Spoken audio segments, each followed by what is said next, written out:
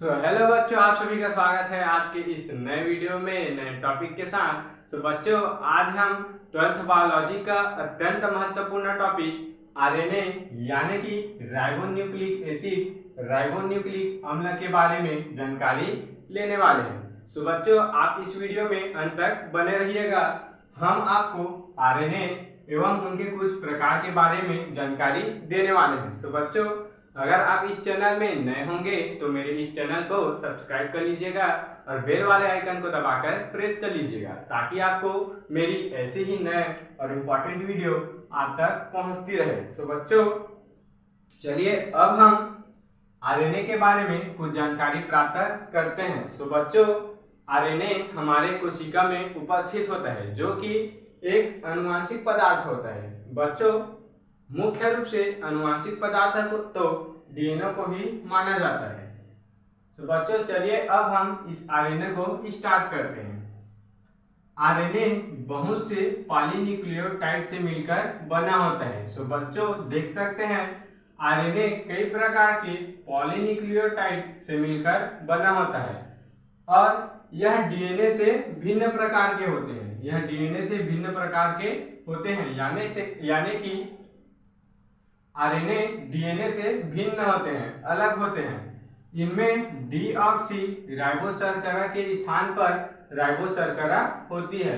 बच्चों, डीएनए में देख सकते हैं डीऑक्सी राइबोज शर्करा होता है जबकि आरएनए में केवल राइबोज शर्करा उपस्थित होती है और इनमें थाइमिन के स्थान पर यूरेसिल बेस होता है। बच्चों, डीएनए में थाइमिन होता है जबकि आरएनए में यूरेसिल बेस होता है। बच्चों, देख सकते हैं डीएनए में एडेनिन, ग्वानिन, साइटोसिन और थाइमिन पाया जाता है जबकि आरएनए में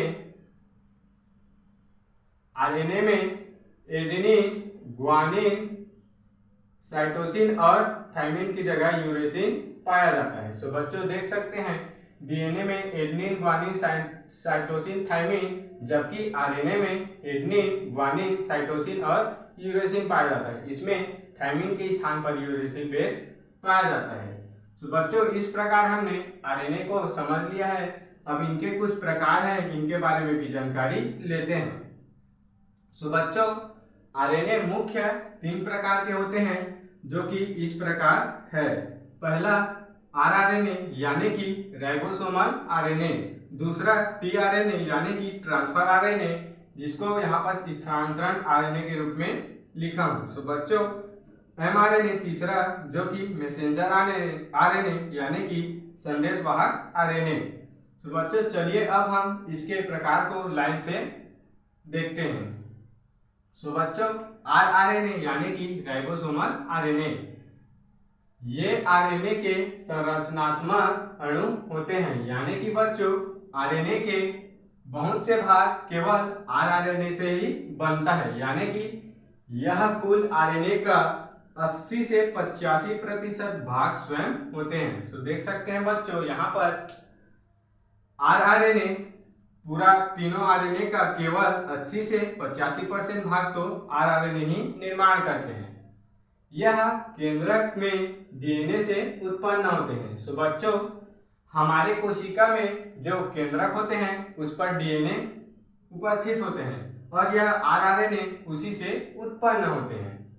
आरआरएनए राइबोसोम का निर्माण भी करते हैं। यह प्रोटीन संश्लेषण की क्रिया में भी भाग लेते हैं। बच्चों, आरआरएनए से राइबोसोम का भी निर्माण होता है और प्रोटीन संश्लेषण की क्रिया में भी भाग लेता है यानी कि आरआरएनए का कार्य प्रोटीन संश्लेषण की क्रिया में भाग लेना है और राइबोसोम का निर्माण करना है।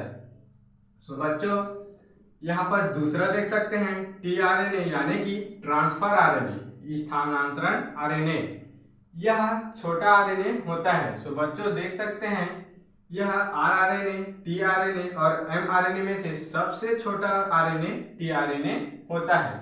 यह कोशिका के कुल आरएनए का 10 से 15% भाग होता है। बच्चों, देख सकते हैं यह आरएनए का 10 से 15% भाग स्वयं होता है जो कोशिका द्रव्य में उपस्थित होता है। बच्चों, कोशिका के द्रव्य में यानी कि साइटोप्लाज्म में यह टीआरएनए उपस्थित होता है।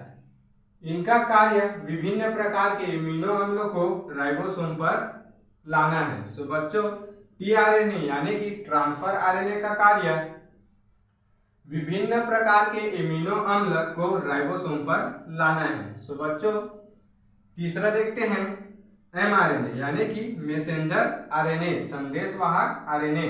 सो बच्चों, यह कुल आरएनए का 3 से 5% भाग होता है। सो बच्चों देख सकते हैं आरआरएनए कुल आरएनए का 80 से 85% और टीआरएनए कुल आरएनए का 10 से 15% और एमआरएनए कुल आरएनए का 3 से 5% होता है, भाग होता है। यह एक लंबा आरएनए होता है। बच्चों देख सकते हैं एमआरएनए बहुत ही लंबा आरएनए होता है। इसका निर्माण कोशिका के डीएनए के सांचे पर होता है।